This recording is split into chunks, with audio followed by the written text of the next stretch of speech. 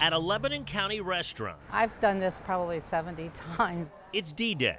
A little nervous because I don't know these people. Hi, I'm Joe Garvin. Nice to meet you. I'm Linda Cook. The D on this day That's him in the plaid shirt there. is Daniel Fink. Hello. Welcome home. Thanks. A Marine, Fink spent 2+ years in Vietnam, earned a Medal of Valor and a Purple Heart, and he's about to get another honor. This is what the quilt looks like. I'll show you before I wrap him. But before veterans like Daniel get wrapped, an Army gets to work Very nice. at Ann Holt's studio in Hummelstown. We get together on the first Friday of every month and we make quilts of valor. You can sew tubes.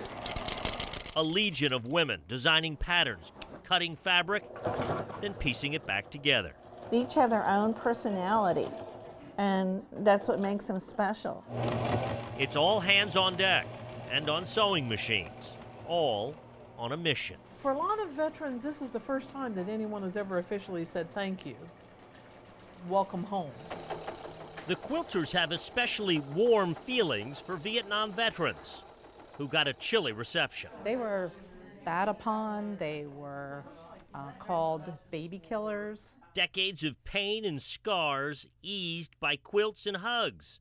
Hundreds of thousands of veterans nationwide have been so honored. If you'll stand with your back to me, please. When it's Daniel's turn, there was no stopping years of pent-up tears. There's a lot of emotions that you kind of tamp down for as long as you can. It's a lot of emotion that flows. Daniel's niece, Linda Cook, nominated him for the Quilt of Valor. And it's time, for them to heal and to have things like the quilts to help them with the healing. The women who make them call them quilts.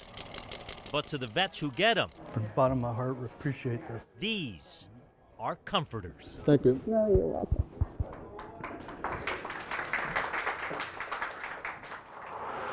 Knobel's amusement park might be its most famous attraction, but Elysburg is home to a lesser-known haunt. It's a monastery. Its chaplain is Father John Zeta, who says Mass every morning in Latin. It's an experience of holiness, an experience of silence, an experience of union with God. Helping believers find God is one part of Zeta's job. Chasing away the devil is another. The bishop said to me, I have something I'd like to tell you. I'd like you to be my exorcist. That was it. That was 2011. There were about 15 exorcists in America then. There are more than 100 now. They attend a yearly conference in the U.S. to share tips and trade secrets. Every 2 years, it's off to Rome for the International Conference of Exorcists, endorsed by Pope Francis. The name of the exorcist is submitted to Rome. It's kept on file in Rome. Have you ever seen a demonic possession? Oh, absolutely. More than one. Job one, Zeta says, is ruling out mental illness, which weeds out many claims. But there are rare instances. Case where a person was possessed, and it literally took 4 full-grown men to hold the person down. Another didn't know Latin, but answered Zeta's questions fluently in Latin. Work of the devil, he insists. And then the local girl with seizures. The doctors couldn't figure out what was going on. Tranquilizers were not working. They stepped out to consult. They came back in and found her climbing up the wall, literally, like Spider-Man. In the name of the Father! Zeta says the Exorcist movie is fairly accurate, minus the head spinning. The church has guidelines on how to perform exorcisms. There's prayer and ritual. The bishop must approve each case. It burns! The possessed rarely approve. When you sprinkle holy water on a person, then they really react. Pretty good clue that this was demonic. The notion that there are spirits that can take over our body, personally, that doesn't make sense to me. But it's also really, really fascinating. Any questions? Professor Matthew Sayers teaches religion at Lebanon Valley College. I'll take this thing from Christianity. He was raised Catholic, is now an atheist who doesn't believe in demonic possession, but understands why the Vatican does. Having an exorcist in every diocese is literally just having a safety plan in place. Having a fire extinguisher in every sort of hallway in the building. We've got one there just in case something comes up. The ancient art of exorcism is needed in modern times more than ever, according to the Vatican, which says possessions are at an all-time high. Saint Michael the Archangel. At every Mass, Catholics are now praying to Saint Michael the Archangel. Cast into hell Satan and all the evil spirits. The prayer specifically asks for protection from the devil. Amen. Have you been face to face with the devil? Oh, yeah. And Zeta says he's never scared because God works through him, and God is stronger than Satan. There's people watching that's going to say, this guy's nuts. Thank you. It's just a fun way to pass the time. Marshall Groom has already eaten at Zemby's. He's now feeding a machine. It gives you the chance to win some money.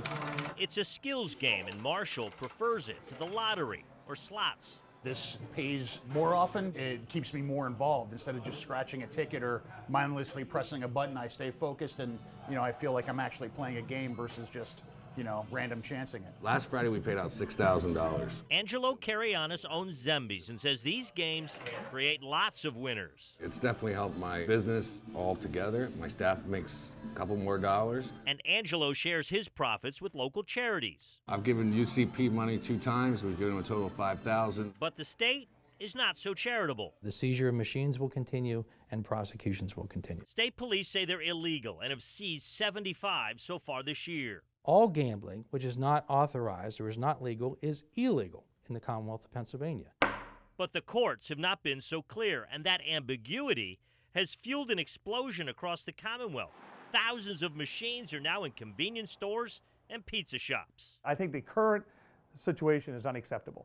The status quo is unacceptable. We need to bring clarity to it. Senate Majority Leader Jay Corman's bill would treat skill games like VGTs that are legal at truck stops. It would tax and regulate them and tame the Wild West. There are non-adult establishments. They're not having the proper supervision of kids playing them. They are having an impact on the lottery. Ah, the lottery. Despite record profits, it told a Senate committee last week that skill games siphon $200 million a year off its bottom line. Money spent on these illegal skill machines is coming from the lottery, which is doing good for older Pennsylvanians. So the more money spent on those skill machines, the less money for older Pennsylvanians. Skill games have powerful enemies: the legislature, the governor, state police, the lottery, casinos, and BGT operators. But PA Skills recruited an all-star army of its own. Congressman Tom Marino, the former state police commissioner Frank Noonan, former Attorney General prosecutor Frank Fina, and the powerful lobbying firm Long Nyquist. And prominent attorney Matt Haverstick, who insists their games are legal and no more problematic than other gambling. I go into a Wawa near my house every morning and I see kids around the lottery kiosk. We all have to do a good job at making sure that minors don't play the games. But it's not a skill game problem only. The casinos are as bad, if not worse, offenders than any skill game I've seen. But casinos are legal and spend a lot of money on licenses and turn over a lot in taxes. They don't like competition on every corner. Neither do state police, who have this warning for Marshall and the Zemby's of the world. Just because we haven't seized machines from the business down the street doesn't mean we are not investigating the business down the street.